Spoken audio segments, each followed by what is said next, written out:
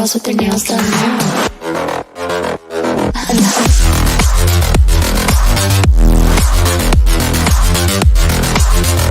Girls with their nails done. I know the girls with their nails done.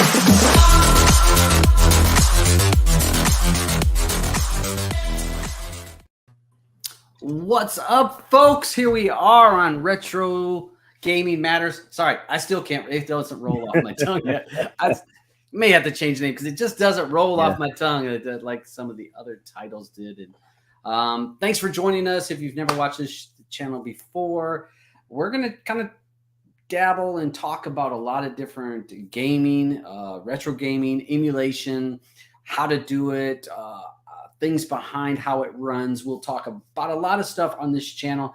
And I'm always inviting people to come on the show that know more than me because we don't learn unless we get people that have more experience or that are more well-versed in subjects. So that's what I want to do. And I reached out to KioDiekin.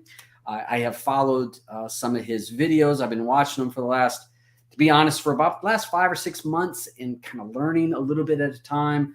And once I started thinking about this channel or doing this series of show, I thought I need to have him. And I've been bugging the hell out of him. I know I've been pestering him, and he's come on the show. And thank you so much, KioDiekin, for joining us.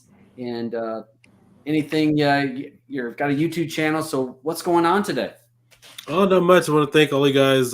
Thank you for DaButcher for inviting me, and hi to everybody in the chat.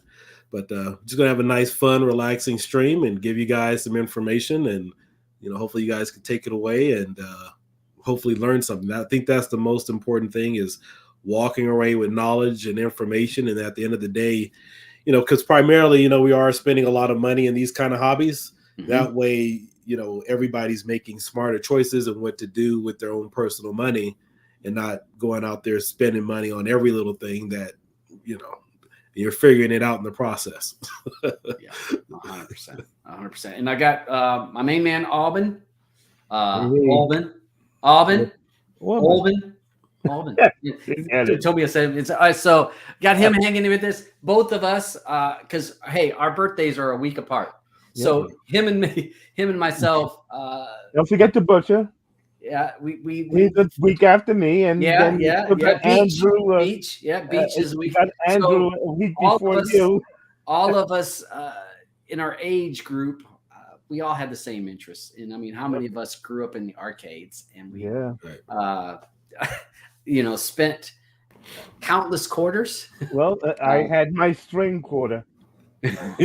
All right. So yeah, you were the guy that was tricking the machine with your string and your quarter, and you were just dropping it. Just dropping it. Put up all my credits for the day.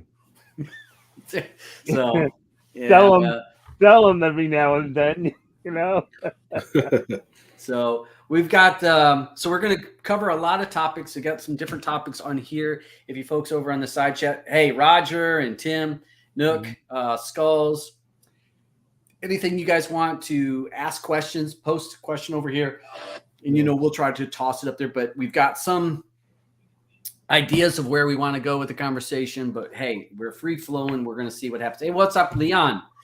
So we'll see what happens if we can learn about. And I loved what Kio said about making smart choices with spending our money, because I don't know how many times have I bought stuff and thought, oh, this is it. And then you have it for a few months and you're like, ugh, that really didn't do what I was wanting it to do. And then you set it up on the shelf, or, and it's not being used. And that's not what we want to make smart choices. Let's let you, hey, I want to ask, let's find out something about you. Let's, so you've got a YouTube channel and a couple YouTube channels. I'm gonna go ahead and share my screen here that will, we're going to go ahead and post your YouTube channel. You got two. So I will post the other URL after the show is done. I will post it down below so you guys can subscribe to that, which is based on the RC car stuff. And then we have your other channel here, which was the one I kind of followed.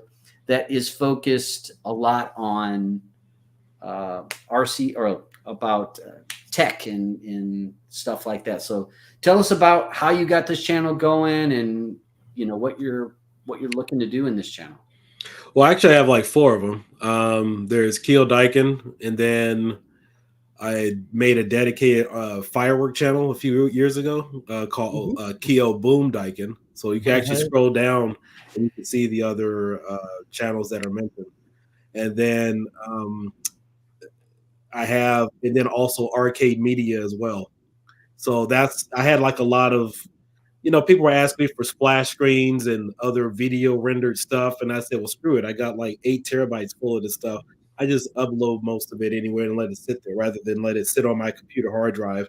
And I was thinking about deleting it. I was saying, screw it, let's just upload it to YouTube. And then like junk gameplay. I do a lot of game testing. You guys probably don't see a lot of that directly on my channel, but I play a lot of games. I spend a lot of time testing, but I didn't want to clutter my channel with just random stuff where you're just, put 15-second clips, maybe just want to show something or a couple of minutes, no commentary. So I just tossed that up there just to put up additional footage. And then I have Kio RC Daikin, and I thought I wanted my RC cars and stuff to get a little bit more attention. So I branched off and did that because originally about 3 years ago, I was posting a lot of my firework videos on this channel, KioDiekin, and I would get like 5 subscribers, and then another day 10, and then I'd probably have like maybe another 10 unsubscribe or whatever. And so originally I just wanted my channel just be everything, my RC cars, fireworks, video, just everything. But I think people really didn't accept it that way. So I just say, you know what, if people just want dedicated content to that, and I wasn't doing a lot of it, so I just branched off and just said, well, let's see what happens. I didn't want to do it that way, but I just said, well, screw it. And I thought it would be easier for people. Again, it's got number of, I will have, if you join his main subscribe channel here, the other one, which is down below in the show descriptions, you can actually subscribe right here and then join any of the other ones. And it's funny, when we were talking to Alban, and we were talking about this, and he was like, wait a minute, I was into fireworks. And so fireworks. He used to do shows, for computer boards, 12-inch mortars. Yeah, you'd be surprised too. So originally, before I even really started making a lot of videos, a lot of guys that I did know of, they loved RC cars. And then you start finding out they love fireworks too. And then you find out most of them are electricians and plumbers and other handymen.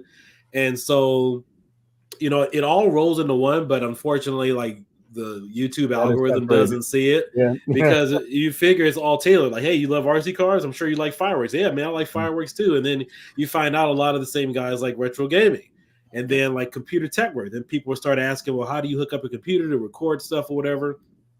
I was familiar with that. And honestly, I knew more, about computers and then like RaspberryPi and all that other stuff. But a lot of it goes hand in hand, but the algorithm really just doesn't see it that way. And it's but really I like how you've definitely smart about branching it out and putting the different stuff on different channels to tailor to the people that are going to care about that. And I guess you're right. If you put too much stuff, it becomes cluttered and people are like, well, I only cared about the fireworks part. And if you talk about the fireworks part, they're like, well, hey, I guess I don't want to be I don't want to subscribe to this channel. So somebody would subscribe for like Raspberry Pi stuff, and then the next day I would post a firework video blowing up some stuff.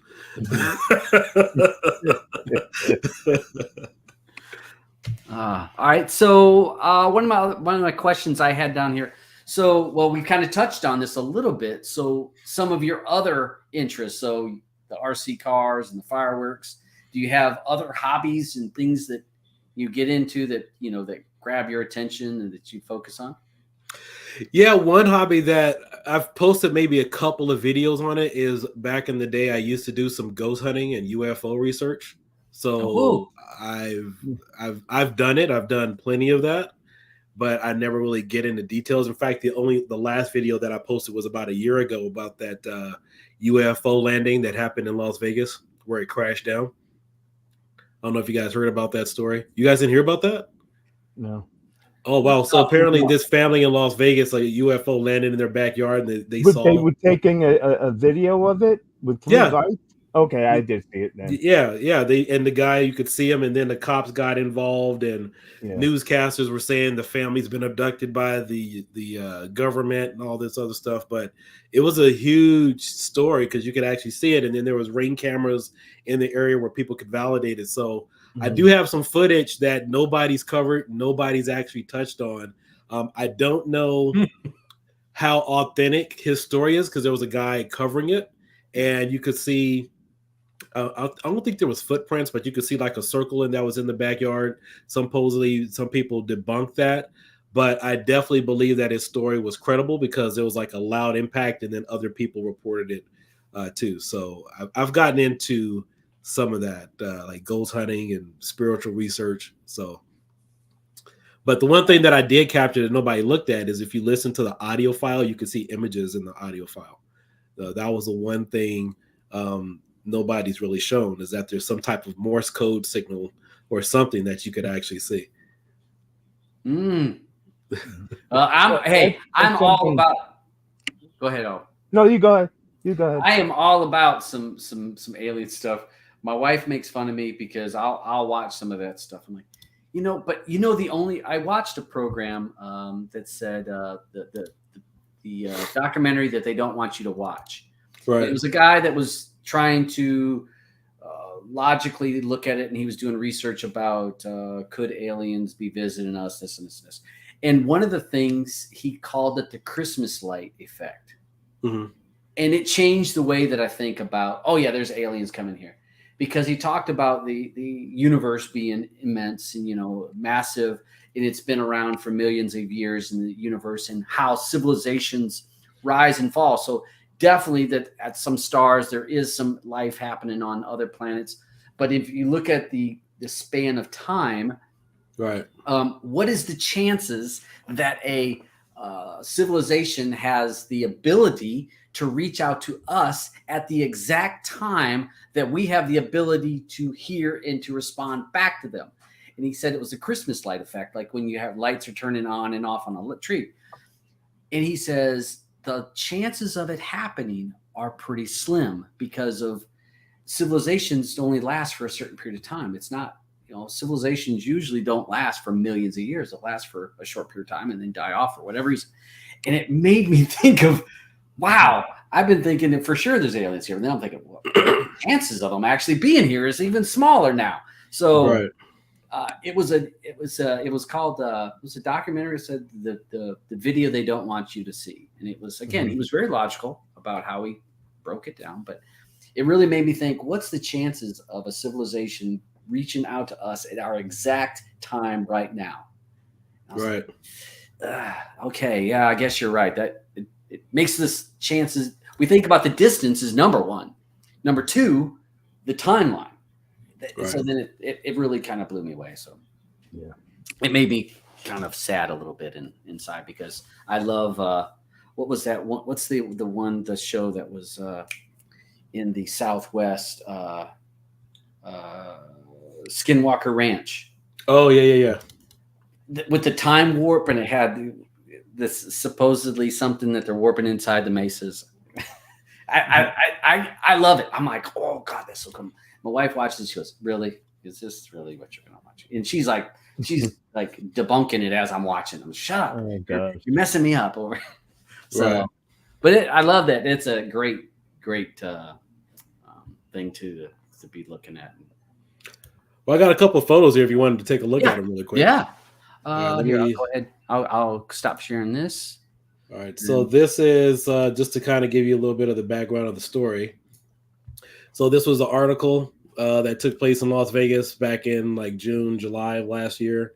Family who saw alien creatures were under surveillance. They put cameras up. Like if it was just a spoof or it really didn't happen, like why would the police department put up cameras around their property? But I'll fast forward. We'll make it quick. So do you see anything here? It's like letters or something. Looks like numbers. Like 5. Look at 1, 2, 3. Yeah, I see a 8, 7, 5. Okay, I haven't shown this to anybody. So this is, and I'm backlogged on videos and stuff. This is groundbreaking. It always happens. But this is his audio clip that he left. This was actually one of the guys who called 911. He was actually the kid. I don't know how old he is or whatever, but who has a video recording. So I put that into Adobe Audition, and I'm using something called I forget the actual waveform. So what this does is it visualizes the video. So anytime you have a video, you always have sound in the background, but you can't actually see it. So this visualizes the sound. So I took his video, imported it into this, and if you look very carefully, you'll start to see some of these images. And so I took one of those additional video clips, put it in here, and those are the numbers that you see. Oh wait, I hear a dog barking. Oh, that's my that's Junior. No, you don't understand. Yeah. We have an Oculus in this room, and there's a thing about me and dogs barking. But we'll give you that on a later time. That's the inside joke with Alban and dogs barking. So yeah, you can see that. Wow. Yeah, a lot of people didn't. I asked people just haphazardly what did they think it was, and they really didn't know. But it does. You can tell that there's something there. Yeah. This isn't scribble scrabble. You could tell it's there. But anyway, that's pretty much what you get when you visualize some of these videos. And it doesn't happen all the time. Like even if you were to import one of your YouTube videos, you wouldn't just haphazardly just have something pop up. But that kind of stuff is just too distinctive. Huh. Wow. Well, see, I would have never thought that you were into something like that. So again, you're that's another hobby that I'm like, oh yeah, I'm into that. I'm interested in that. So yeah, we're going to go all over the place. So you got that going on. You got the YouTube channel, folks. Subscribe down below. His link to his YouTube channel. Subscribe to it. It's got good content. One of the things I watched a lot of your hardware videos, and it made me think of if somebody's trying to get into retro gaming, they're wanting to play some of the old consoles or some of that kind of content. And because, having a bunch of having your PlayStation and your Nintendo and your Super Nintendo and this, it's a pain. In some, you don't have the adapters for the TV because they're not all HDMI to plug them in. So if somebody is new to this hobby, what would be your suggestions for something in a budget type form to get somebody's wet and get them kind of interested without breaking the bank? What do you consider breaking the bank? I think sub $200. If you were, you think that? I think sub $200 because if you're buying a console, you're going to spend more than that. But let's say $200, you're going to have a setup. So what would be some of the things you would? So if I'm out buying a device, whether it's a computer, a single board computer, and I want to, am I completely new? Am I knowledgeable, or am I just somebody brand new, just want to jump straight into it, or what? I would say somebody new, because again, people that are knowledgeable probably have an idea. Probably somebody that's knowledgeable is going to have an idea how this all works. So let's say a brand new user that's going to, kind of new, and they want to jump into this. What is something that they would do? It's a tough question. So if they're brand new, maybe they don't know much about computers. Maybe they don't know much about emulation. I would stick with something, or I would advise them to get something that doesn't require a community to support it for them. Okay. I would go that route. And just to preface this, I've worked on a number of the single board computers. I've seen what the performance, what they can do, what they can't do.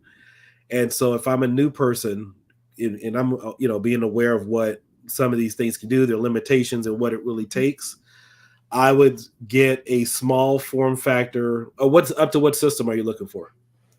Well, because I would say maybe PS2 or maybe not PS2. Let's say PS2 would be the maximum that they would go, I actually think that's on the upper end of They wouldn't want to, because I know sometimes PS2 is that where it starts to become a tipping point. Because like at what point? Yeah, it's like at what point do we stop calling these other systems retro games and they just came out? Yeah. Right. Yeah. I mean, like me, when I think retro, I'm thinking I like think it's you know, name. That's it. That's all I think of. Retro's name. Yeah. Okay. I mean, but I also count. You think the Dreamcast is retro in a way, and Okay. PS2 to me is I'm reaching. I haven't messed with PS2 emulation, but that's kind of where I think that my next step would be. But I would think again, anything below that. right? No, that's fair. Yep. Yeah, I think that. Well, I mean, PS2 was out at the same time as Sega Saturn. I mean, Sega Dreamcast. Yeah. So okay, so somebody brand new don't know much about emulation. They just want to get into it. Then I would go with an x86 PC, something that small factor. Reason why I say that is because it doesn't require you to rely on other people to make something for you. Whereas if you go with an ARM board, like let's say Raspberry Pi, Orange Pi, Rock Pi, that's all community driven. Somebody has to make the drivers, somebody has to port something over, and then of course, make sure the emulators work. There's a lot of work involved. But if you're just like, hey, I just want to jump straight into this, then and you're looking for the cheapest possible price that'll be the most effective for you, then I would go with, like, let's say my favorite, which is the UU2 X1 single board computer. This board here that I'm showing, and this is a board I almost pulled the trigger on not too long ago, and you did a video on this. Yeah, it doesn't have the most powerful Intel based chip, but this will run it'll run some low end PS3 games. This will run your PlayStation 2 games fine without any optimizations that I've seen. It'll run even some techno parody games too, which is really surprising because you can't really do that on some of the other boards. So for the board is this? So this is the UE2 X1 single board computer. Okay, and how much is that one? A 109 entry. Okay. I mean, obviously it goes up from there. 109, 129. It's still going to be the same price as your Raspberry Pi 5, right. Cheaper than most of your Intel other mini PCs. And I think people really look at the form factor, but this is pretty much the same as a mini PC. The only difference is it's a single board computer. So this is a direct competitor to, let's say, an Orange Pi or a Raspberry Pi 5 because it is a single board computer with all the connections. Mini PCs, some of them still have this same type of chipset, but it's not in that class. So when I found this one, I was happy. I was excited, reached out to the company. But that one, for the price, the performance you're going to get out of it, there's nothing to complain about. Yeah, now I looked at this. I mean, you're going to get that, what'd you say, 109? I think when I was going to order it for up in here, I'm up in Canada, so it was going to run me 140-ish. Then I did have to, when you started getting like the power supply, I think I still had to order. There was one or two other things. Next thing I know, I was close to $180 on buying this particular, if I wanted this particular single board computer. And again, it looks, for most new users, this looks intimidating because they're like, what am I going to do with this? Now, most of the time, people don't understand. Most of the time, these things are just in a box that you don't see it. So you've got this in it, but it's just in a box.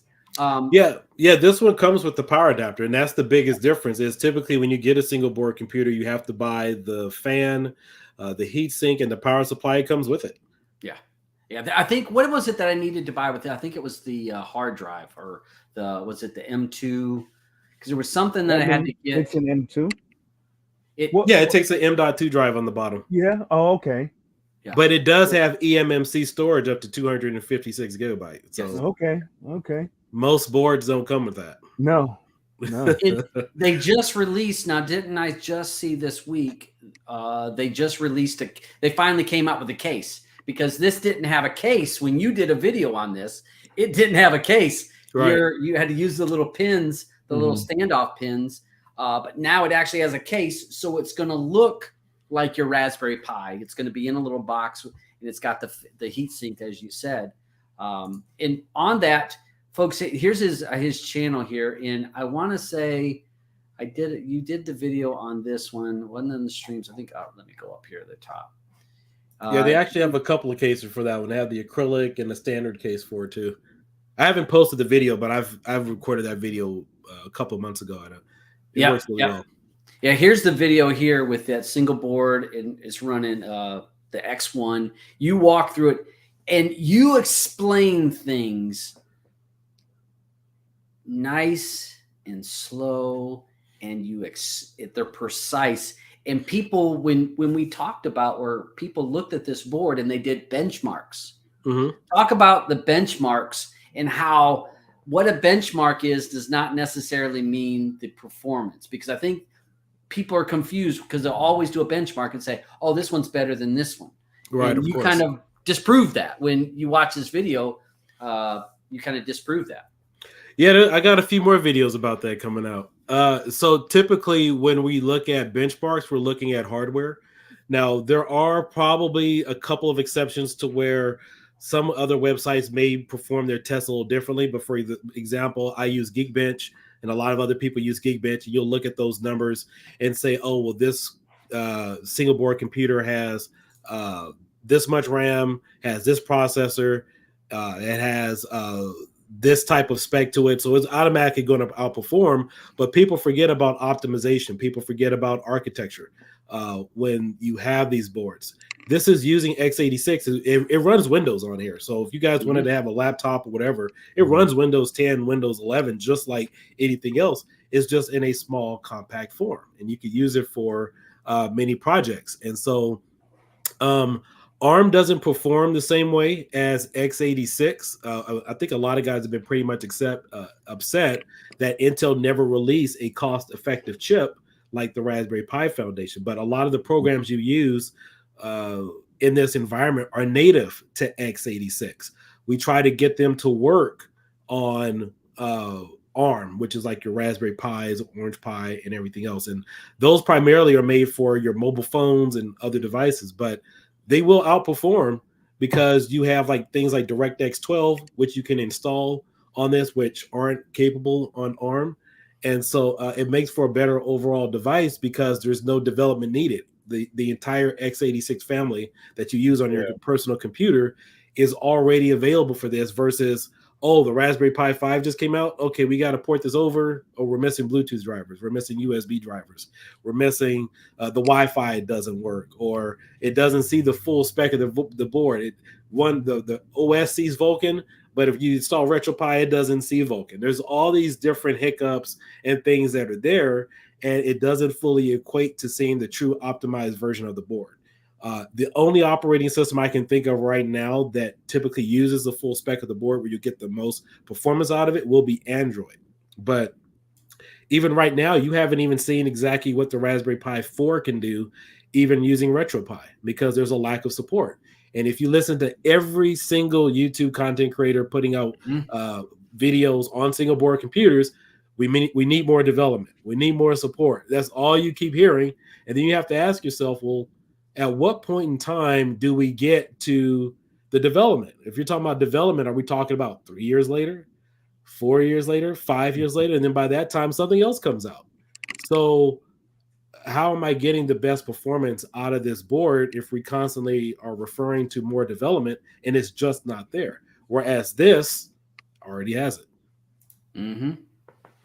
Yeah. And it makes sense when you talk about the development on Windows compared to the development on these Pi devices.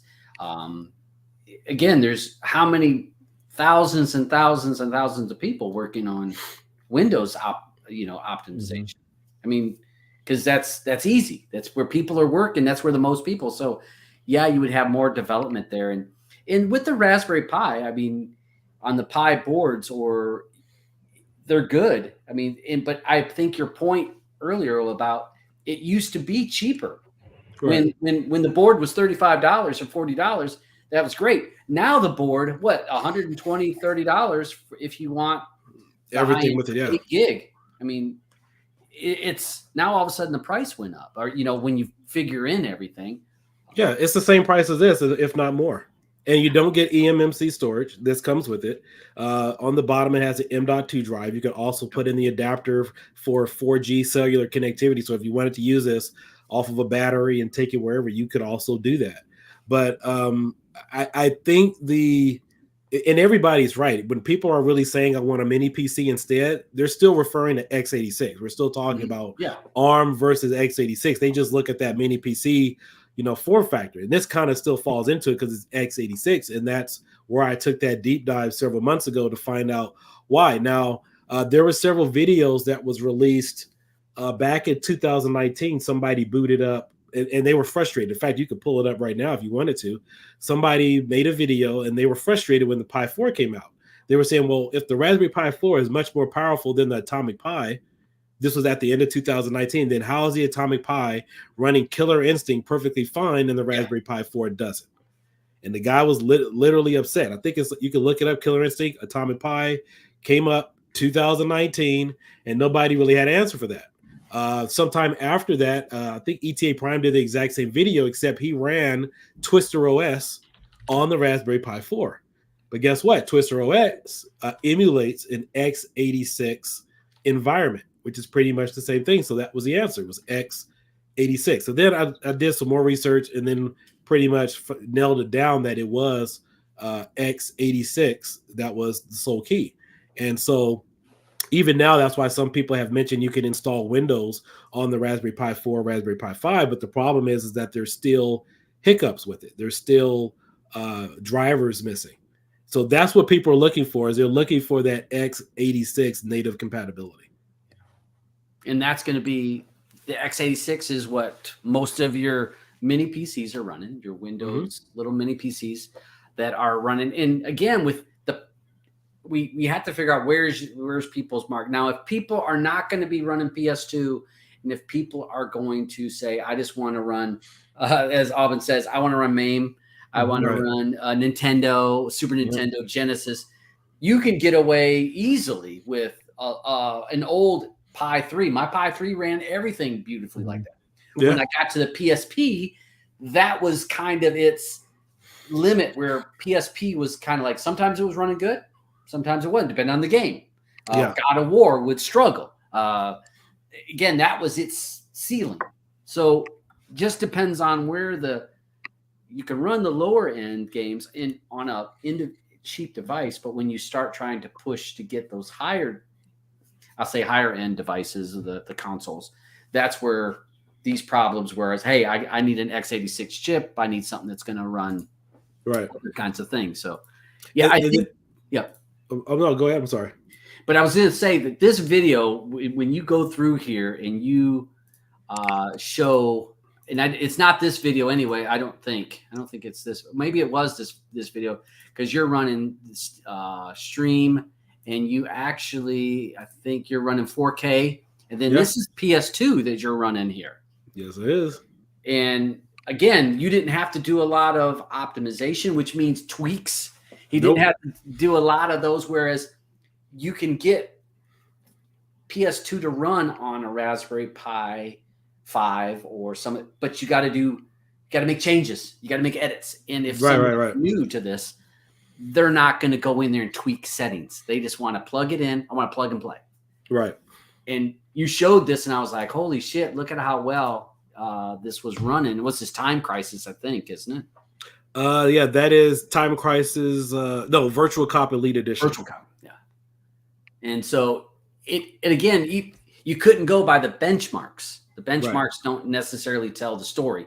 It's how well does the architecture work with what you're trying to get it to do. I mean, you can use did you use it where you can use a wrench to drive a nail, but you're better off to get a hammer. It does a better job.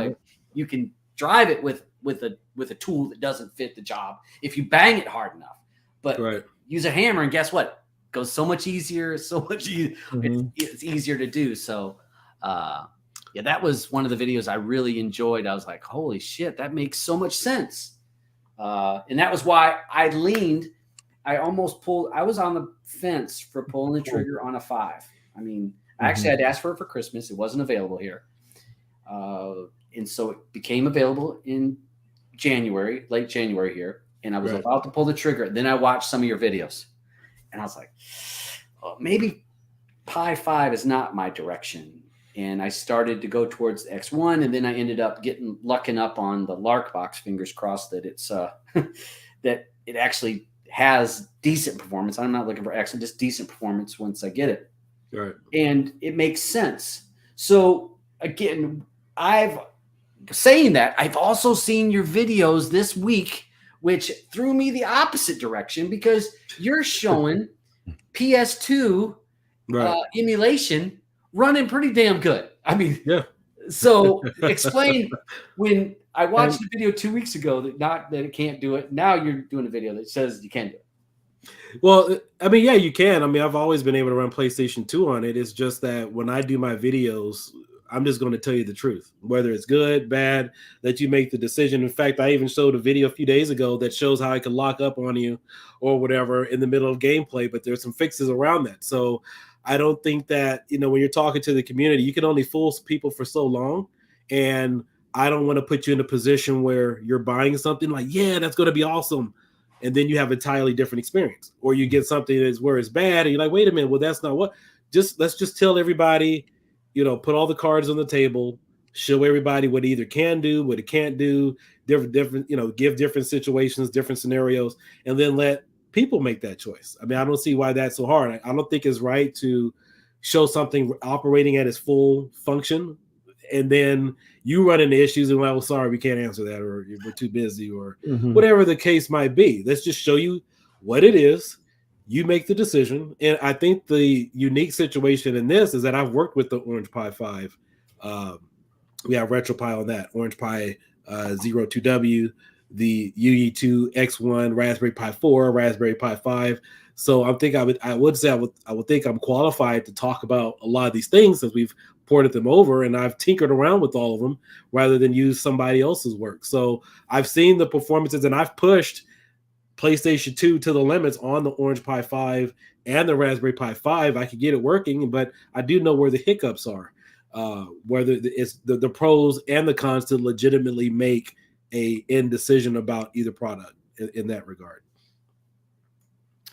Hey, we got a couple starred questions. I'm going to hit those, and we'll kind of jump back into this, because I am guilty all the time of rambling on and not answering questions, and Alvin will star them for me, because it's Nook asks, can I do something with a Raspberry Pi? So what are some of the, outside of retro gaming device, right, what are some, just because I mean there's countless, but what are some of the things that people can do with a Raspberry Pi outside of gaming? My cousin, he used it to track airplanes. You could use it on a farm, like create a farm server. A lot of people use it to control pool systems. If you ever walk into like a Denny's or Denny's or IHOP, those menus that you look at, they probably are ran by Raspberry Pi. So you can use it for robotics, AI technology, typing up documents. The key thing is, if anybody's looking to buy any single board computer, the first thing you need to check, find out the application that you want to use it for. Are they supporting that system? So for example, if you want to install, I'm just making this up, I want to install Adobe After Effects on it, or Power DVD, or StreamYard. Don't just go out there and buy it because it's a computer. You need to first find out, is there active development for it? Is that company that I want to install their work, are they supporting it? It's not like a PC where, I'm going to buy a PC, let me go download Steam and everything else because it better work.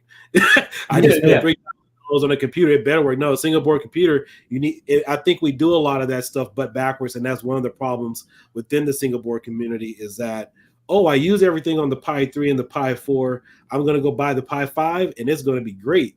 And then you find out, there's no development for it. Or they may not even work on it. So that's the first thing you need to find out, Nucky. Yeah, there's tons of things you can do with it, but you have to find out that specific project that you want to use for that board. Make sure it's capable. Yeah, and I think that if you do, there is some searches. I was going to create a VPN on our system, and I can use one of my, because I have 4 older Raspberry Pis, and I was like, I could use one of those and run a VPN, and then basically would run the VPN on my whole network, so I wouldn't have to subscribe to this, one of the other VPN options. So there's so many options. If you just do, what's it, the Raspberry Pi or .org or something, that I know that I saw a list of Right. all the things that they're like, yeah, here's a manual how to do those.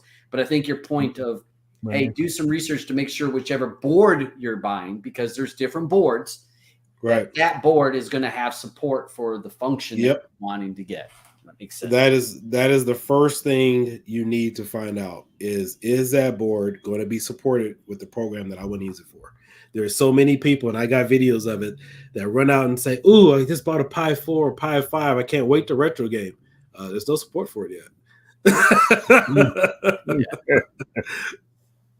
Here's another question. What size external hard drive would you recommend for emulating games? Tim asked that question. Depends on what systems you want to support. So, I mean, when you start getting like the Sega CD, PlayStation 1, PlayStation 2, N64, Wii, you could probably have 10 games on there, and that uses 500 gigabytes.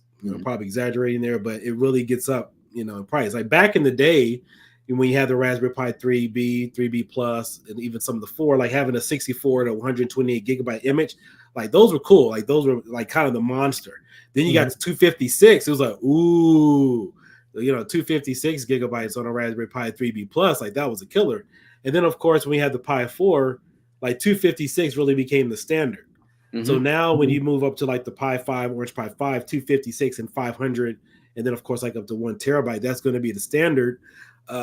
Only because the file sizes are a lot larger. Like your average PlayStation 2 game is what, 3 to 4 gigabytes? Yeah, for one game.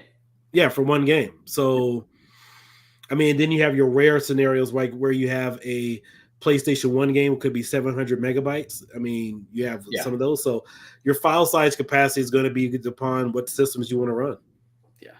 Yeah, I would think. I mean, I have for a lot of my little emulation, and you're 100% right. My Raspberry Pi 3, 128 gigs, and I had a 256 I never used. And then I got my Raspberry Pi 4, and I've got 3 256s here because I've put different images, just testing things to see how that works. And it's now I keep seeing these images that are 1 terabyte or 2 terabyte that people are putting out images. I'm like, holy shit, I gotta, you know how long it's gonna take to get that and then to compile it. So again, when you get into those higher games, as KioDiekin says, when you get into those higher end games, the file sizes. Now, if you pick and choose the games you care about, then you could go smaller. But if you're a person that wants to have everything, Aubin that wants to have every game that's out there because he's a data hoarder, then the whole library. Nothing wrong with that. Oh, I know. So that file becomes bigger. So 100% on the thing on that. Roger asked the question: when you're getting $150 US, spending $150 plus, is it more effective to look into an old laptop or a 4th or 5th generation Intel chip? So maybe going with a used PC or a laptop is what he's asking. So, so when I factor in like what's the best option, like the end all be all, what is the best option? The problems with laptops is that the battery life, you pretty much have to have it plugged in. You need a screen, and then of course I think laptops do pull in more power than a single board computer. So I factor in all this little stuff, power consumption. Can you run it off a battery? Portability. You could use a laptop for $150, but it's bigger than your Pi or your X1 or your little single board computer. So, and then too, for $150, you're getting a laptop. Do you really need the keyboard to type documents on? Or are you going to stream on that? I mean, then it could be, $150 laptop isn't going to be enough for what you want to use a laptop for, in my opinion. Well, and I think 100% you, again, when you've done some videos, you actually talk about power consumption on those single boards. You're like, this is using this much wattage. This is using this much wattage. So when we talk about power consumption, and being able to run it off of a portable battery. Like some of these single boards, you can take, an external power supply and plug it up to some of these devices and take it someplace. And you could I guess you'd have to plug in the monitor. That's going to use more power than probably the devices. But you have the ability to not consume as much electricity as if you bought a desktop or a laptop. So that does make sense that you would get into that. Your remote desktop into it, and then you, with your phone, then you just control what you need to control and disconnect it. Yeah, I just don't see people. Let's say if $150 device, single board computer versus a laptop. Yeah, you could pretty much kind of get the same uses out of it. A laptop has a keyboard, but I don't see anybody taking their laptop and modding it with an arcade cabinet. Okay. You can hook up your single board computer or your laptop to a TV, but if you buy a multicade or something, I just don't see that really happen. I see a full desktop PC being used in a multicade, but I don't see someone plugging in a laptop using it in the same, fashion. I mean, obviously you can do it, but I just don't see it. Okay. So let's see. Skulls has got an ARM-based chipped desktop. So he's got that over there. So he's got that. It's going to win. So we'll look at Windows and Snapdragon. Okay. All right. Let me grab. So I was going to mention one of the other questions I had on here. Did you happen to see this week we had Emulation Station was released on Android? Emulation Station being used on a lot of your Raspberry Pis. It is your front end that you're able to. So what's your thoughts on Emulation Station reaching out to Android? And the other downside, I don't know if you saw the downside that they got smacked from the Amazon store. It was in their Amazon store for what, less than a week, 5 days, and it got removed. So what? Emulation Station for Android was on the Amazon store or something? Yes, it was this week. They released it this week in the Amazon store. They would not release it on the Play Store. They said they were waiting approval from Google. Okay. And I want to say it's been 3 days, 4 days. It wasn't long that Emulation Station was in the Amazon store. That was $5, I think, is what it was, $5 US. And then today, Emulation Station was informed that Amazon Store was going to remove it because it had the possibility it could aid in pirating and having access to content that people did not have license to have. So it was removed from the Play Store or the Amazon Store. And Emulation Station Android has went to a Patreon where they're basically, it's $5.50 to join their Patreon. He says that once you join, you can get the download code. You can continue to pay monthly if you choose to, but you don't have to, and you will still get updates on the device. So if you paid for it one time and then you canceled the recurring payment, you're paying the same amount that you paid if you would have got it through Amazon. Right. And again, giving you that Emulation Station front end, which is not difficult to set up for a newer user. Right.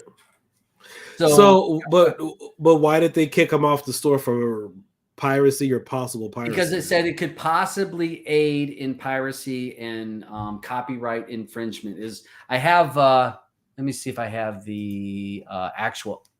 Not sure if I have. I actually posted it in my Telegram group. It's in my room, I think, right? Or yeah, I posted it. Yeah, I think I posted it in the group. Basically, what they said is that it could aid in piracy, and that they were going to they would not allow them to.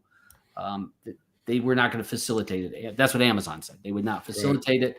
And you'll be able to find on Reddit. I didn't bookmark that one, but basically it was saying, hey, it's a possibility that people could be using pirated content. We're not going to aid people in that, but you can install a Windows computer and pirate. So right, exactly. So this is a very interesting question. Somebody asked kind of the same thing the other day in one of the Supreme groups. Okay. and I had to break it down. I was planning on doing a video about this 3 years ago, never got around to it, so I'll try to briefly explain it.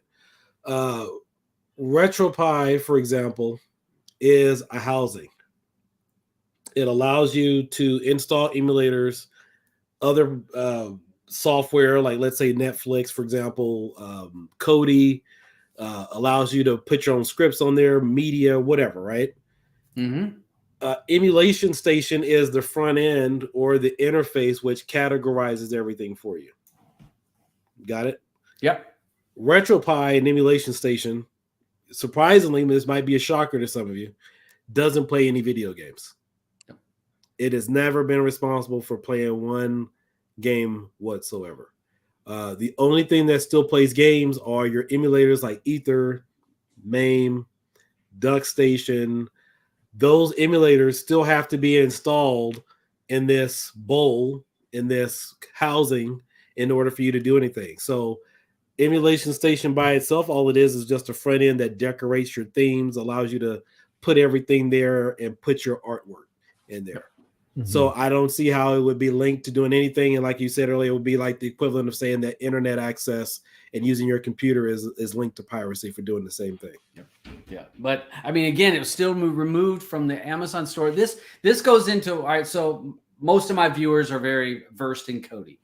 Okay. Same thing with if you're using Kodi, is there anything wrong, illegal with using Kodi?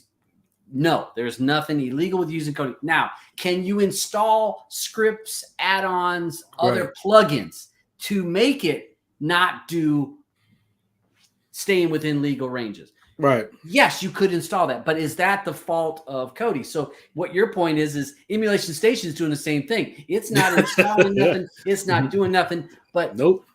The end user decides what other scripts to add to it. The same thing with Kodi. You decide what add-ons you want to put in it.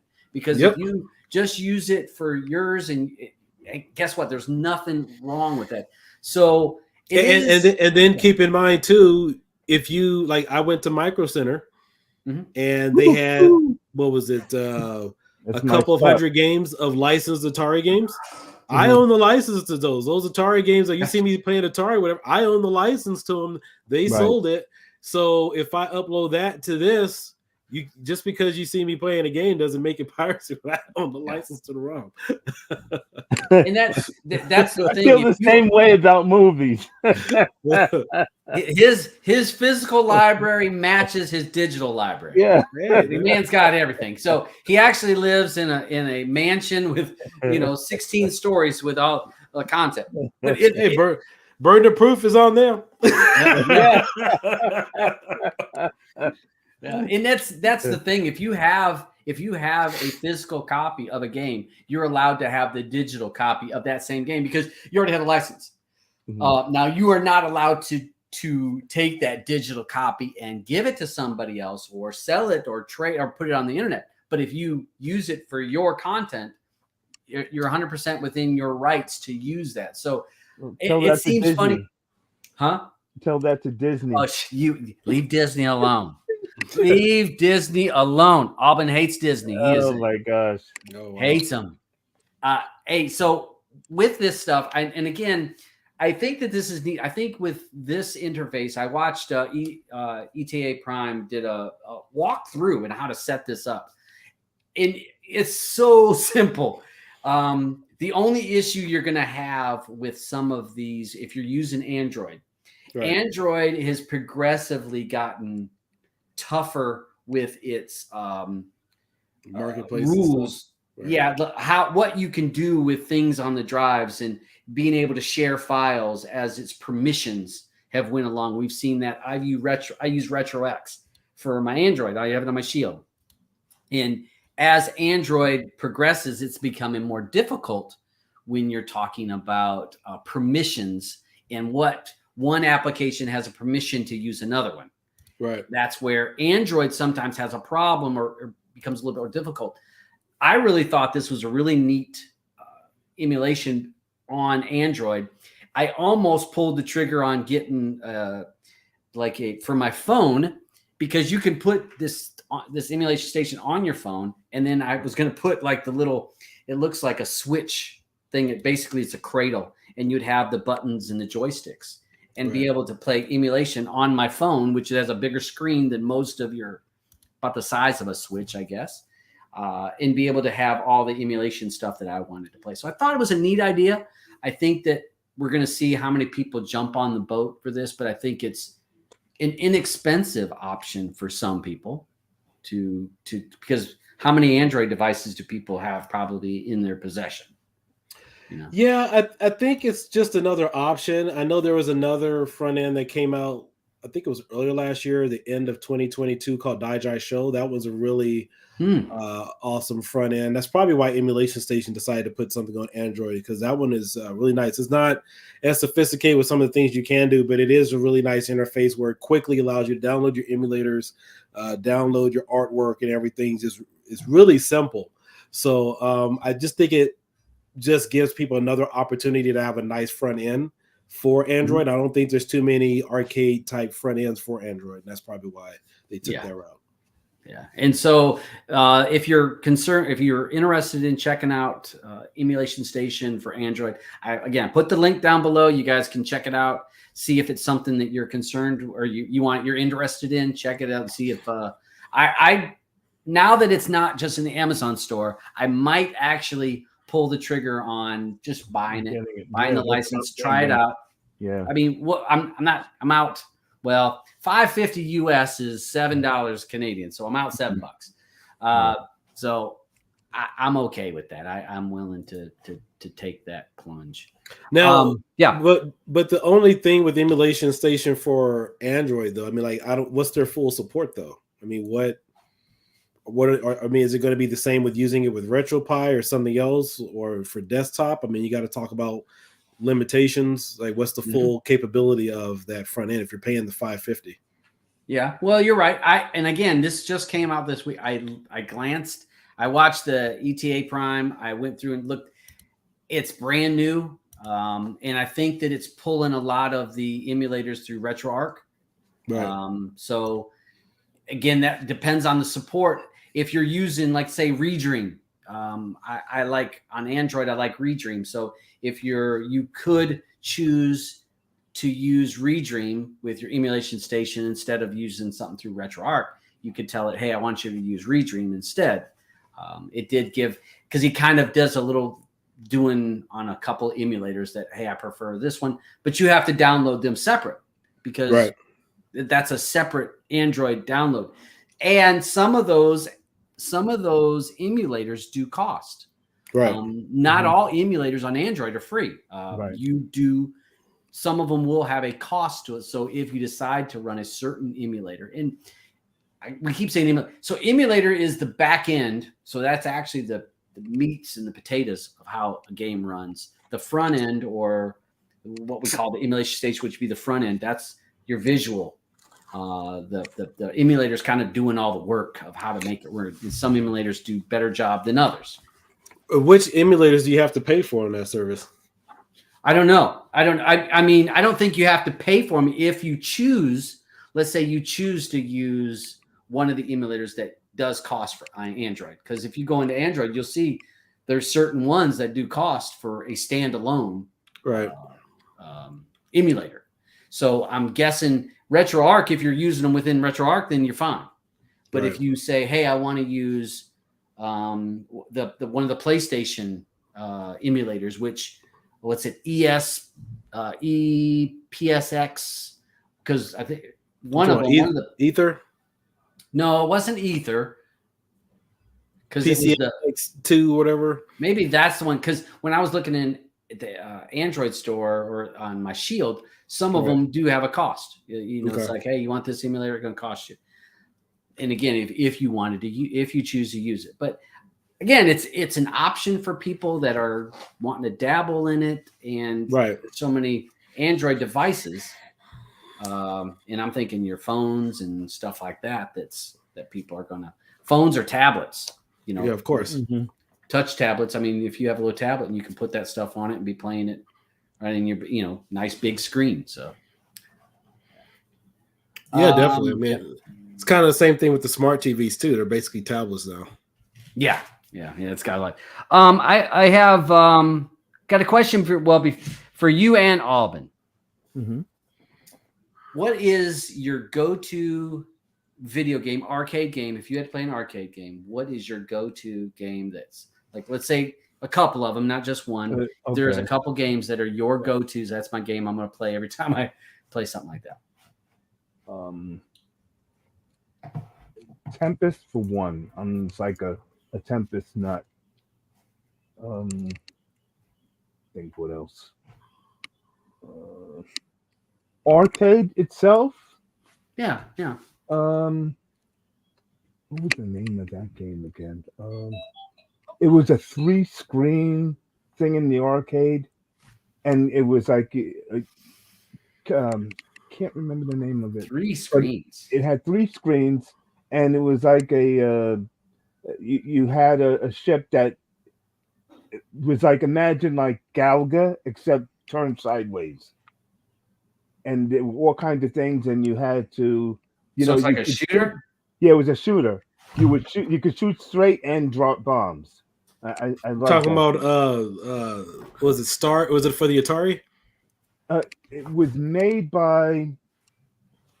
Oh, geez. Well, Scramble was a game that was a side scroller. You could shoot forward and then drop bombs like on. Yeah, but that's not it, because it had like different levels that you had to complete, and it said A, B, C, D, because it was like when you would end with the board, it could either go to the left or the right, and then it would bring you up into the next level, and there were like 5 to 6 levels all the way across. I don't know why I can't remember the name of the game. But what year did it come out, or approximately? Approximately maybe 92. No, not Afterburner. No, that goes too fast. This thing went slow, and but it had a lot of stuff coming at you. Yeah, I can't think of it else though. No, I can't. I'll remember it. I mean, there's so many arcade games and stuff out there. Yeah. What about you, Kio? My favorite arcade game, or something I would go to? I mean, I spent a lot of hours playing Marvel vs. Capcom 2. Oh, when that came out. Some fighters. Yeah. I mean, before then, even in the early '90s, it was like Ninja Turtles and X-Men. But I mean, I'm looking at replay value. I mean, I spent a lot of money on Ninja Turtles and X-Men. Ninja Turtles grabbed That's why you needed it. So you needed that quarter.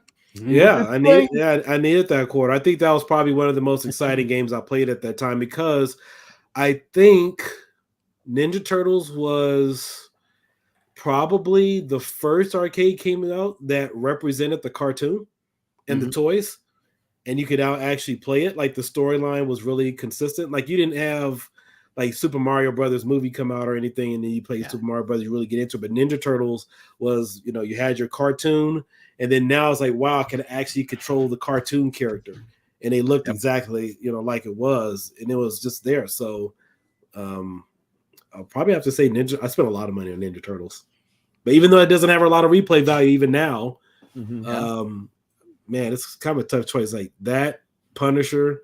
I don't think I really have a favorite, but those would be some of my top choices, though. I'd have to say, for me, the 2 games that I can't help but play every time when I go downstairs to play on my system, Galaga and Dig Dug. I love Dig Dug. It's so simple, and Mr. Do is a second, a close third. I can play that, and it's like, this is simple shit. This isn't hard. There's only so many bad characters that's going to get me. But for whatever reason, you try to bait them, and you get screwed because you're trying to squash, 4 of them in one hit with one rock, and you end up getting greedy. That's what gets you. So yeah, Galaga. I played that so many times. So Galaga and Dig Dug are my 2 number 1 go-tos that I play them here at the house. Every time I turn on my RetroPi and I start playing, those 2 games are going to be in the play set that I play. They're going to be there. So, I forgot about Bomb Jack is another game that I used Bomb to play. Jack. I said I never played Bomb Jack very much, but I Oh my remember seeing God. the arcade game. Mm-hmm. And we talked about last week Victory, Dragon Slayer. Mm-hmm. Yeah. I loved Dragon Slayer to watch it. Now I wanted to watch somebody else play it because I didn't want to spend my money on it. But Right. I remember seeing that machine for the first time, like, holy shit, that's a cartoon. You're playing a cartoon. And even with extra quarters from me, it just wasn't worth it. no, it was over too quick. Like, it was. You moved the wrong way and forget it. You're screwed. You have to know that all of the controls. Yeah. You had to memorize. You had to memorize the pattern. You had to memorize it, right? At one time, and Space Ace was another one that I would actually played a couple times. But I love those games. But God, I used to play them a couple times. And back when you were a little teen, when you were a preteen, you didn't have much money, so it's oh, that's too much. I want to ask a question about images. Okay. Talk about, because I'm guilty of using Raspberry Pi images because it's easy.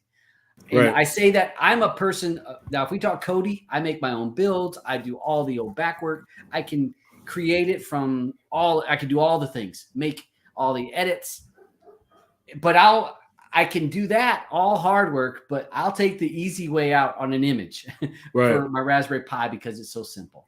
What's your thoughts on images? And what's your thoughts on people downloading and not knocking shade on arcade punks, but having a lot of those old images that are out there, and people think, oh, let's get something that's from 2 years ago. Mm-hmm.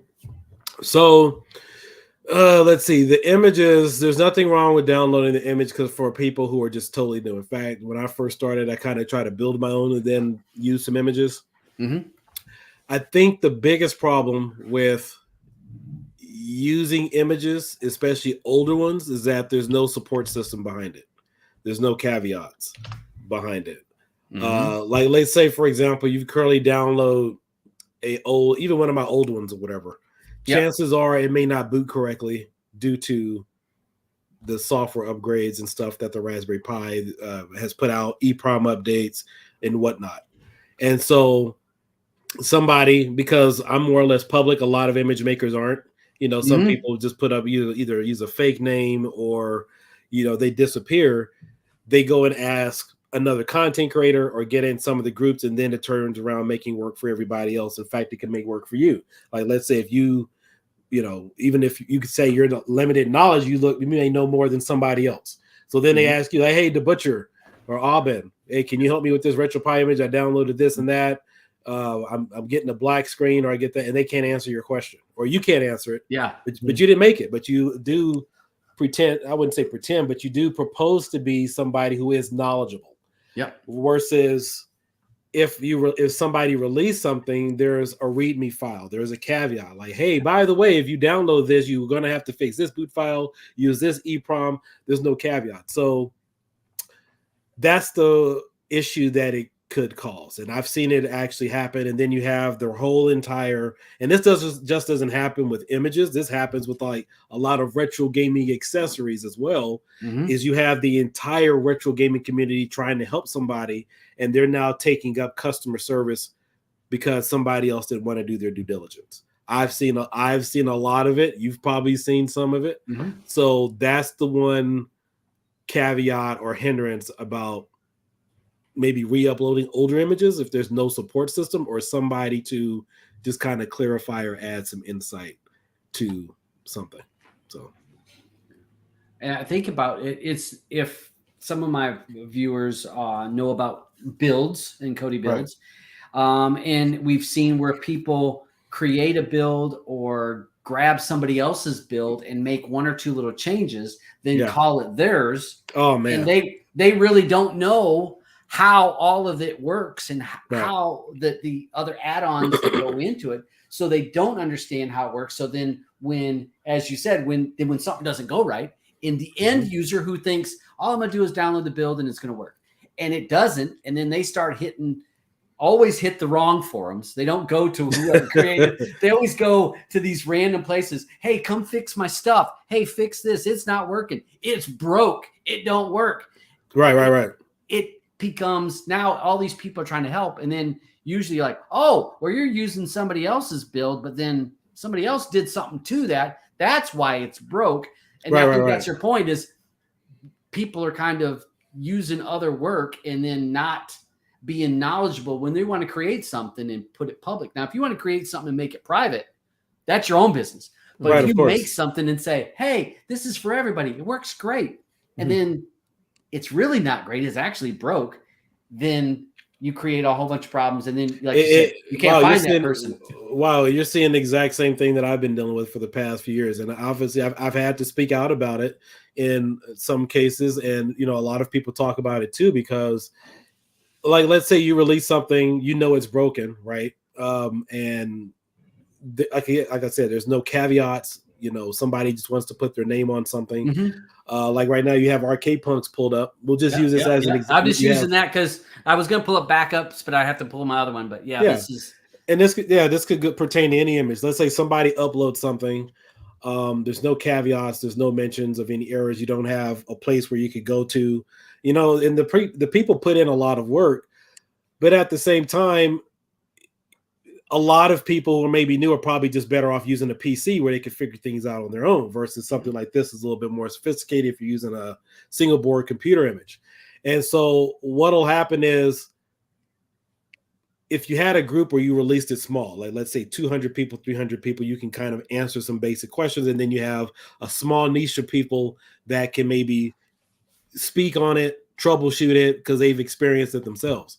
In this particular case, like let's say if you have 30,000 people, 40,000 people all downloading the same thing and nobody knows how to fix it, everybody's trying to, somebody's going to get bombarded with a lot of questions. Somebody wants answers, and you have 30,000 people running around blind and nobody's able there to lead or answer questions. It can be very, very problematic in that particular case, as opposed to, oh, I got 5 people asking me about something versus several thousand.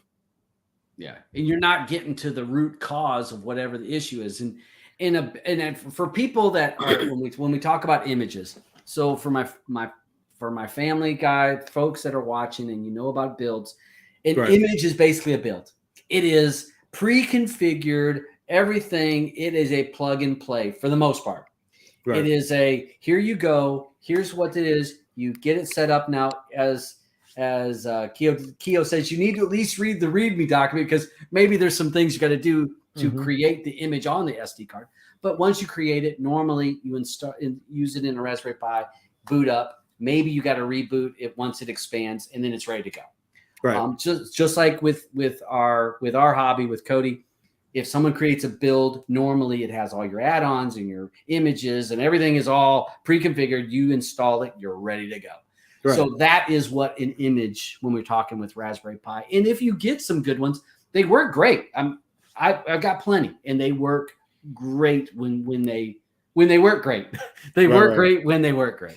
But we've slowly seen some of these Raspberry Pi 5 images and I actually saw, and I messaged you today, with the Supreme builds, and someone is using the Supreme build base, which they're using the Supreme build base, and they built an image off of that on the Raspberry Pi, and it ran the PS2. It ran all those higher end games, so 512 gig file and image, and I was like, oh shit, this is running all this stuff that that I'm kind of would like to take that next step to. Right. So, I mean, do you think that the image 5, the Pi 5 images, are we going to see an explosion on this, and that they're going to be, if it's from a reliable person or a reliable group, it's going to be, something that's stable? So Raspberry Pi 3, 3B plus, Pi 4, I would say 4 for the most part. We'll start with 3B plus. And this goes for all single board computer emulation videos that you've seen, and I literally mean all of them. They add ROMs, and the video review that you're seeing is pretty much what that board can do without you having to touch anything. Like, if most of us, we all dumped Atari games on there, Super Mario Brothers or whatever, it's going to work. You don't have to be a scientific mind to figure that stuff out. Right. The problem we're going to see is that these boards are stronger enough now to run more demanding games.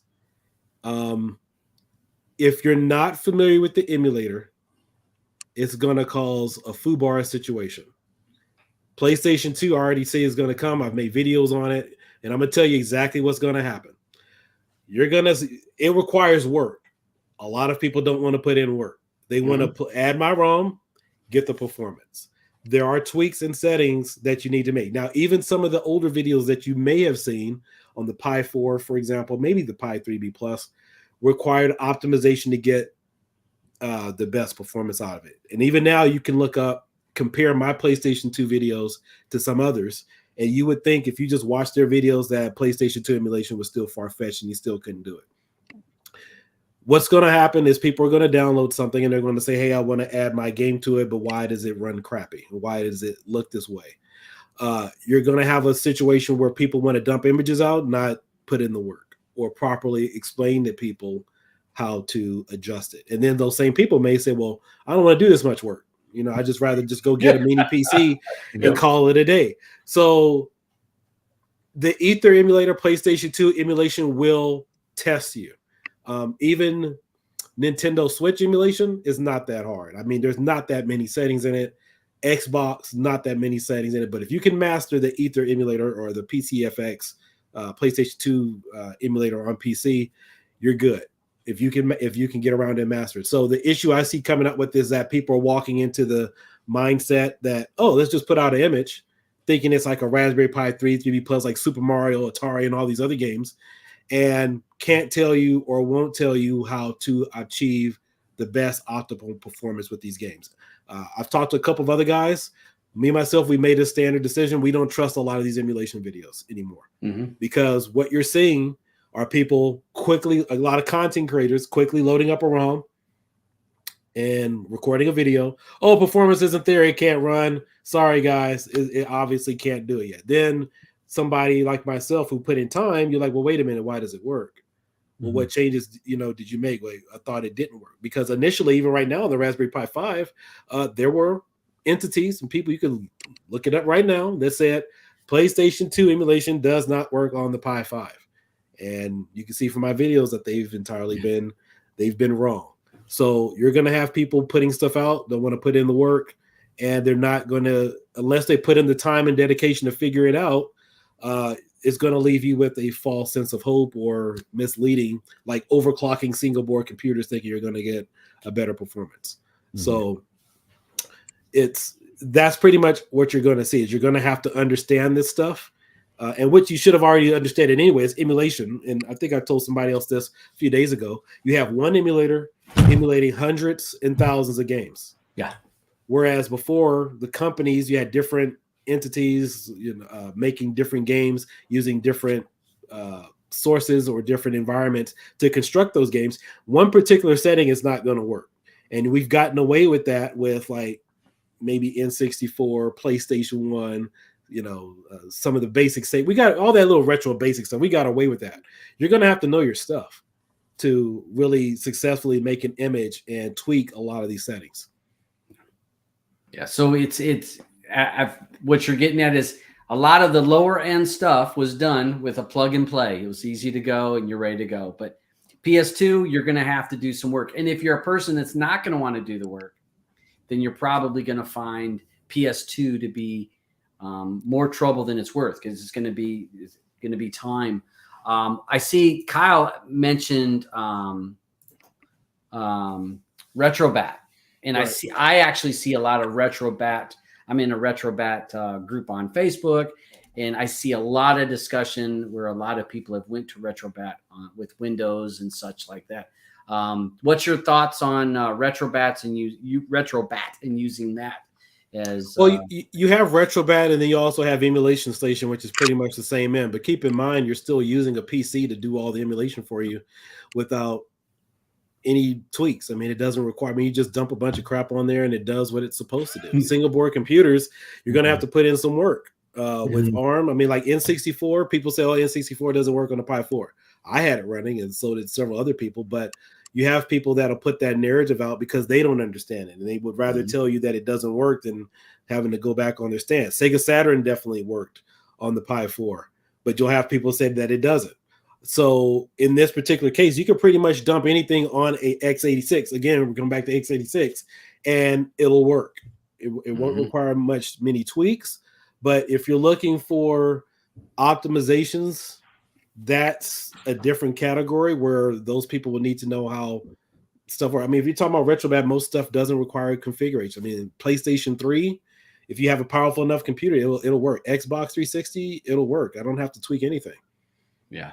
But again, it's your hardware that you're running. Now we're talking a whole nother device that can make up for the shortcomings of a computer. If you're using a high-end computer with a real good processor, graphics card, RAM, sure, you can make up for the lack of tweaking the settings. But if you're running low, the lower you get, the more you got to tweak.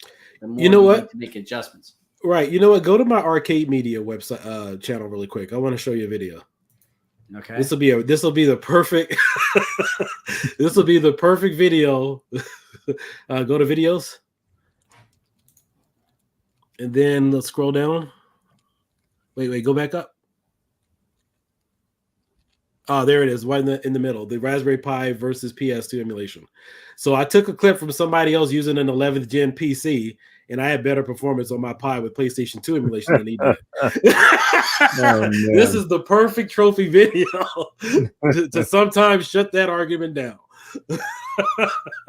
But then, I mean, you're doing some modifications in the settings. And when we say modifications, you're not going through and changing a whole lot of things. You're changing settings. Am I correct with that? You're right into the emulator settings. Right. So the board is fully capable, but if you were to look at the guy's performance on his personal computer versus this, you would say, well, PlayStation 2 emulation doesn't work on an 11th gen PC. He has a 3700 video card. Oh, yeah. He has an 11th gen PC with a dedicated RTX. What is it? 3700. And I had better performance than he did. If you scroll back a little bit, let's see. So this is your performance, I'm pretty sure. I think the beginning part of it was my video. You have to turn up the sound in order to hear it, because it's stuttering and hiccuping, and you can hear the audio's off. I think I think this might be my video. Okay, I think go back to the end. There it is, right there. Yeah. A lot of it you would have to hear because the sound and everything is off, but yeah. See, I don't think I can. Yeah, you don't have it fed through, but pretty much this is a perfect comparison when people say, "Oh, my PC could do this and that." And this has to do with optimization. So again, yeah, you have the 3050, the 11th generation i7. Again, it's if we're doing these things, if you guys are into retro gaming and playing consoles or arcade games, you have to know what your sweet spot. What is the goal you're wanting to play? Because if you're wanting to play smaller or lower end games, then you can get away with a lower end device. But if you're trying to, hey, I want to be able to play my PlayStation 2 games, well, now it's going to take more to make it work. Yeah, I mean, everything has work to it. I just think that we've gotten so comfortable as we're not going into the emulator adjusting settings. We're just dumping a bunch of stuff on the computer. If it doesn't run, oh, my computer's not strong enough. Nobody's really optimizing some of this stuff. And then they just go get a more powerful computer and say, well, this can handle this. Because I never would have thought, even a few years ago, when I asked people, like, what is the lowest spec PC that you could get that could run Technoperiod? And most people didn't know. Most people did not know. And coming to find out, the X1 is probably the cheapest computer you can get that can run Technoperiod games for $109. So again, I think a lot of people's idea of emulation is just go buy, how much money you could dump into it without making any type of corrective actions in the settings. Yeah. I think it's 100%. It's how much you're wanting to put in, what you're looking to get, and it's going to take some work on, unless you're running lower end. as you say. Right. You can just drop some ROMs. You can dump a bunch of ROMs, and you're going to play PS1 below. Play just fine. Yep. So just depends on what you're wanting to do. Yeah, and even Nintendo Wii emulation on some of these single board computers still need a little tweaking. You know, they're capable of doing it, but again, if somebody's not familiar with those settings, you know, put in the work and know exactly what those settings are, they're still going to have a hard time with it. Yeah, you're right. You're right on that. right. On that Yeah. note, I'm gonna You got a movie to go watch. Yeah, I got a movie. Yeah, for everyone to watch in big screen. So we just touch up on Friday's show. We've got for the player pass, we have American. It's your movie. American. Hold on. Hold on. American. What was Fiction. that, babe? Fiction. American Fiction. Yeah.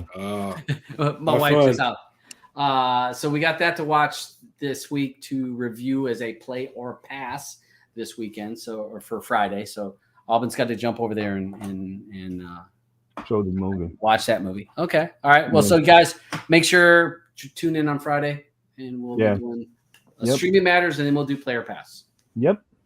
Keo, are you on? Do you have a headset, a VR headset, or not? Do I have a VR headset? No, I do not. You got to get one. Okay. We'll get you away to some other games. Yeah. Yeah, I've played on a few of them. I played the one on Steam. I can't remember the name of the actual game. But I remember when they first came out, I did play on several of them. Okay. But just don't have time to really get into it. Mm-hmm. Well, we do enjoy the sports. Hanging out with the guys, watching sports is fun. Yeah. When we're watching the UFC fights or some crazy redneck boxing, all those stuff, it is definitely fun. And we get to watch it with anywhere from 5 to 12 of our friends while we drink beer and sit at the house. So it's great times. Yeah. All right. I'll see you guys later. All right, Al. But we'll be in there tomorrow night anyhow, because we have West Virginia Tough Man. West Virginia Tough Man. Yeah. Thursday and Friday. Yeah. So. And the other thing was Saturday, right? The slap fights? Or was it Thursday or Friday? We'll look it up and everyone will know. I posted in Telegram. Yeah. Okay. All right. Hey, Keo, really nice meeting you, man. Oh, likewise. Nice meeting you too. All right, we'll talk to you soon. One of the questions. Oh no, okay. I was going to ask Keo. Ad Games Pinball. I actually saw you and somebody else where somebody had done was running OTG. Was it a live stream I did? Yeah. I did a video with Out of My Mind Gaming when that Ad Games pinball machine came out. Yeah, maybe that's what it was. And I mean, is that something that you would be interested in playing, or is that something that's like, it really doesn't grab my interest? I mean, I love Zen Pinball. I just know it doesn't have the same feel as a real pinball machine. I mean, I got a lot of tables with Pinball FX2 and 3 on either Xbox and Steam. But if I'm gonna get a real pinball or a pinball unit, I'm gonna get a real one. VPin is nice, and I've actually played on the official Zen Pinball unit when I was at Arcade Expo several years ago.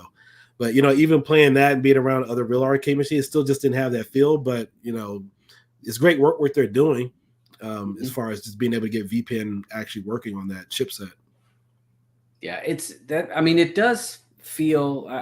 When I played the HD one, and I enjoyed that. I enjoyed it. I liked the feel of all the things going on and the knocking and to me, I love the idea. Was it exactly like a real machine? No. I mean, again, it's not.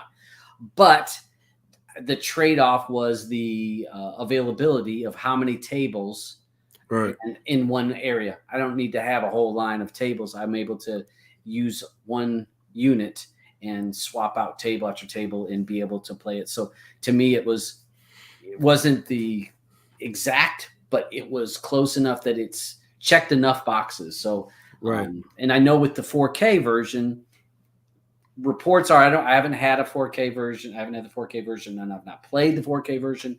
But from reports from people that have had the HD, a much better improvement over it. And so, I wasn't sure. I actually was playing Zen pinball on my TV just the other night. Right. I plugged up a little PC to it and was playing. And I do like how Steam does it for a full screen, and you're able to play the tables. And to me, it's just a video game. It's not right. It's not like the real machine. It's just a video game. It's, to me, in a way.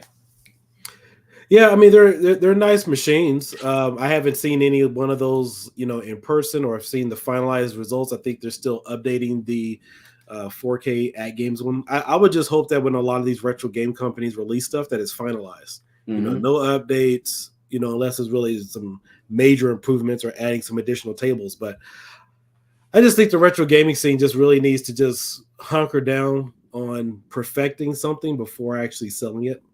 That's because there's other options out there. Like, why have people invest in something $1,000 or a few $100s and it's not ready yet? Mm-hmm. Well, and you talk about the pinball machine, you're talking, $1,500 US for that unit. I mean, it's not a cheap unit by any means.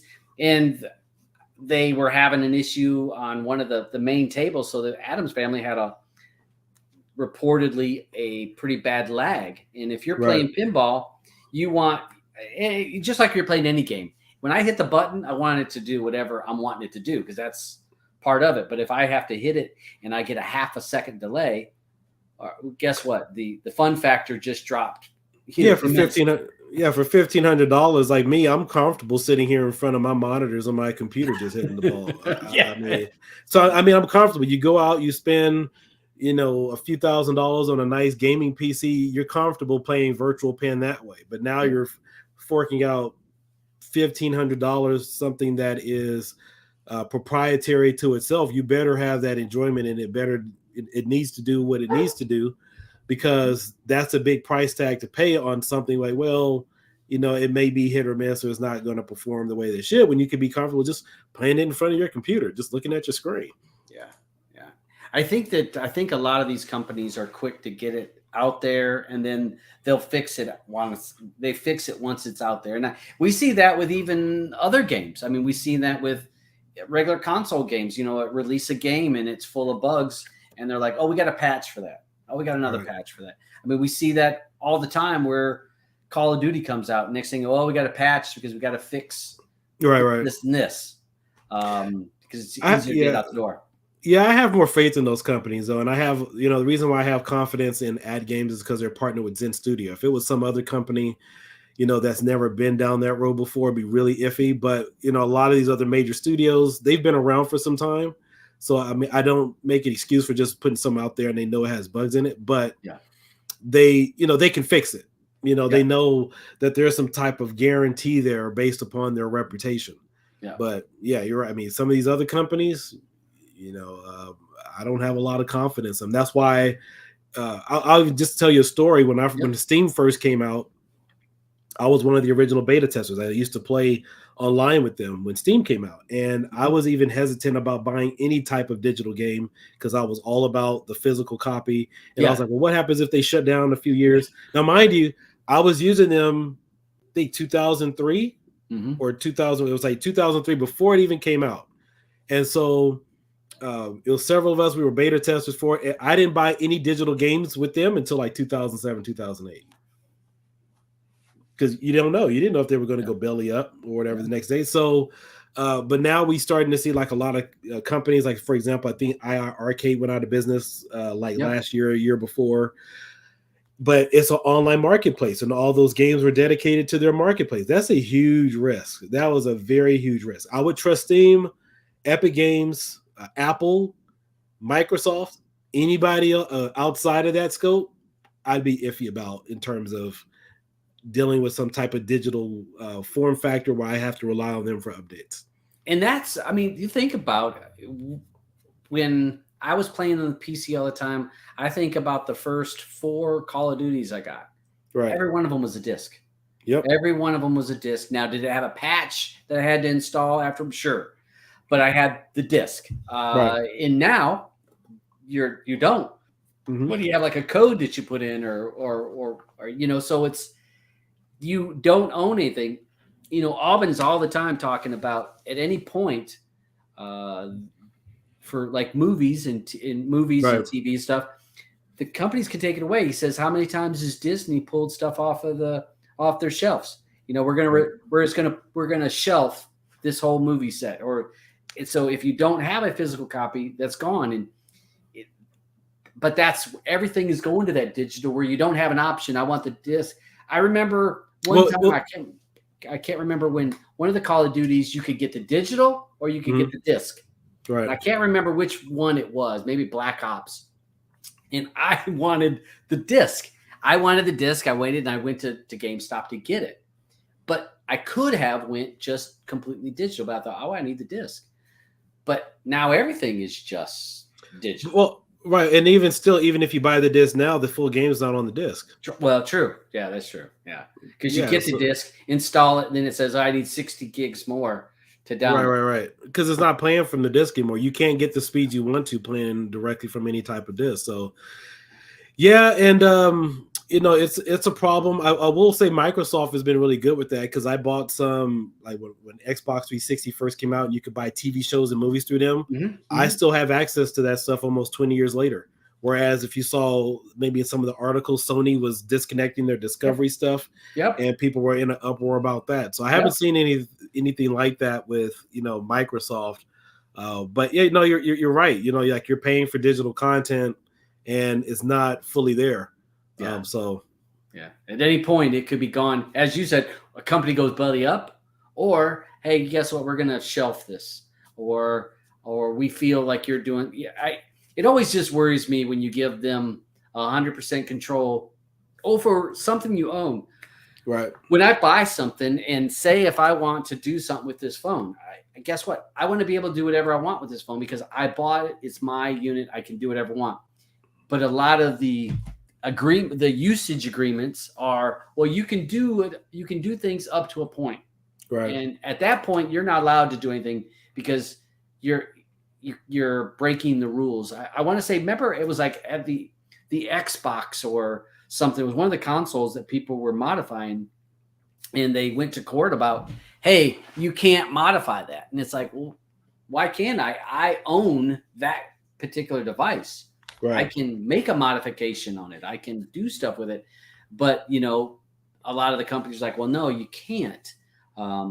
So it's like, at what point do you own anything? Right. Is anything in your house owned? Yeah. Do you remember this TV show years ago? It was called The Screensavers. Oh, yeah, on Tech TV. Yeah, you remember that? I loved that show. Remember Leo, yep. and I can't remember the other guy's name, but Leo Laporte. Yeah, Leo Laporte. Yeah, it's remember when Kevin almost got arrested? No. Because he modded, I think it was the PlayStation 2 or something. It was a video he was doing, and they some officers or agents, FBI, somebody showed up there to question him or arrest him. Yeah. Or whatever. Yeah. But again, yeah, because he was probably doing it and it's like, oh, you don't own the rights to it. But it's like, at what point do you own it? That was Screensavers, great show. What was that? Tech TV, wasn't it? Yes, it was. Tech TV channel. I used to love it. And Leo Laporte, I think, does a podcast or does something else. He's still doing some videos. Loved Leo Laporte. He was that channel. I'll say that whole channel, because they had a gaming section. Yep. Where they would do video gaming reviews above and beyond. It was before its time on a lot of stuff. Yeah, that was the TV show to watch, Tech TV. Oh, I love that channel.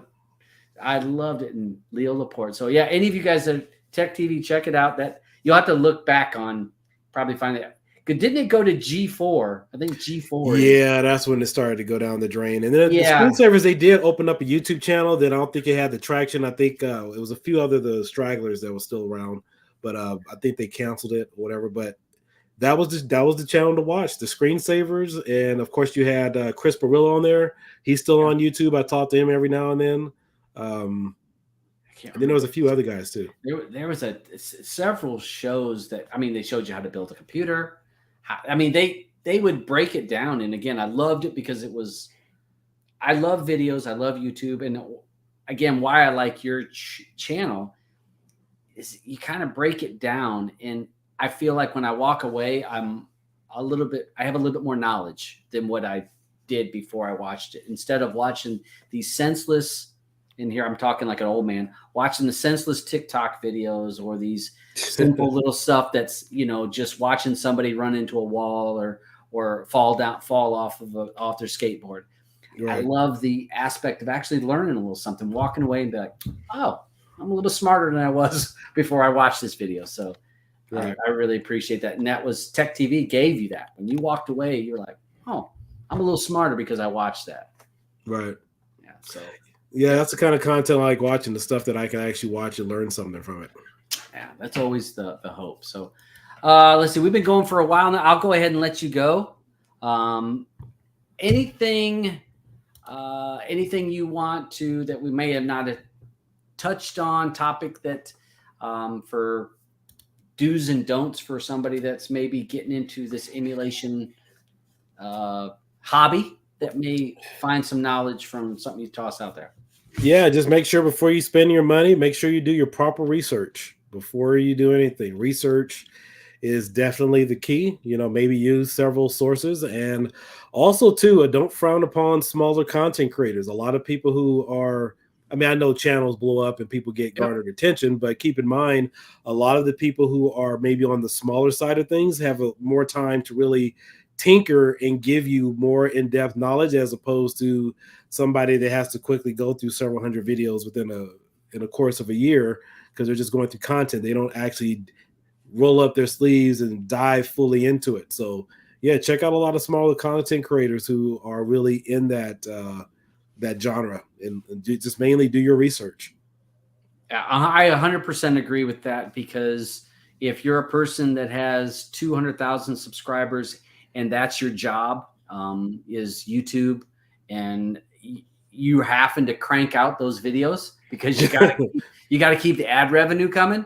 So right. You're cranking out videos, and maybe you skirt through whatever the topic is, and you learn a little bit about enough to make the video. That person may not be the person that's able to answer questions, whereas a smaller content provider, content creator can say, oh, hey, I got somebody to ask a question. Guess what? I'm going to answer that question. Right. You see a lot of those big guys, they'll have thousands of questions. How many of those are they answering? Or just really give it that attention to detail. And that's kind of what, I don't know if you're familiar with that, Gamers Nexus, when he pointed out certain things of what Linus Tech Tips was doing. That's kind of what he was, talking about. Like, you have video after video a day, 2 or 3 videos coming out a day, your editing process. Like, really, how much time are you spending to getting to the real, the bone that's in the meat that's on the bone, and how much time are you spending actually testing and, to put out a full, review. And, anybody can kind of get caught up into that. I mean, it could be small channels, bigger channels, but are we really striving for that excellence to get to that knowledge part of it? Or are we just kind of just showcasing what we get in front of us? Yeah. Just trying to get another video out and seeing how many hits you get from it. It's, and that's one of the reasons I enjoy your channel. You do tend to really dig into the subject and explain why. And again, people watch that video on ARM versus x86. Yeah, I actually have a playlist. Yeah, I actually have a playlist on that, and then also the truth about single board computers. If you click on the playlist, there's I think 3 or 4 videos in there where I kind of talk about, do you need to overclock, misleading reviews, the performance you're going to get, somebody telling you like RetroPi is going to run great on it. Well, RetroPi doesn't even support the board.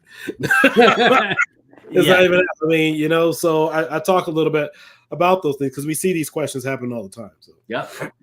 So yeah, and everybody tries to jump on the bandwagon all at the same time and tend to maybe not do their due diligence, as you said, to how all it works. So we'll go ahead and jump out of here because I've held you up long enough. Let me go ahead and crank that out of here. So I just want everybody to check out the link down below to KioDiekin. KioDiekin. I'm going to say it right at some point and stop putting an extra K in there. Join his channel. Check out what content he is providing there. He has a Facebook group. I actually put that down below also if you would like to join that, where you're able to get some questions answered. So I just want to thank him for that. Thank you for coming on here, KioDiekin. I know I pestered you, but I really respected your work, and I really appreciate the things that you're doing and the work you're doing. And I wanted to kind of throw it on this show and say, hey, if you're thinking about retro gaming, this is someone you're going to want to follow because he's going to help you from making mistakes, as you said, doing some of that due diligence and find out what is it, what's software and what's the hardware I need, and not buy something you don't need. Thank you. I appreciate it. Thank you for the compliment. All right.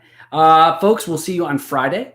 And I will do my best to reach out. I'm going to try to find some other people that are willing to come on the show, talk about some of their retro gaming experiences.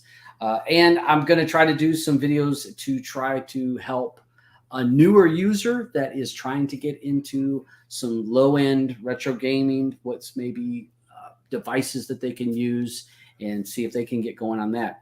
If you want to come on the show, anybody's welcome to come on the show. This is an open platform. And again, KioDiekin, you're welcome to come on this show or on my Friday show. You're welcome to come on Streaming Matters, where we talk more about the cord cutting aspect in some of cable alternatives, I guess would be a good way of putting it. So thanks to everybody, and we'll see you guys on the next video. We'll talk to you later.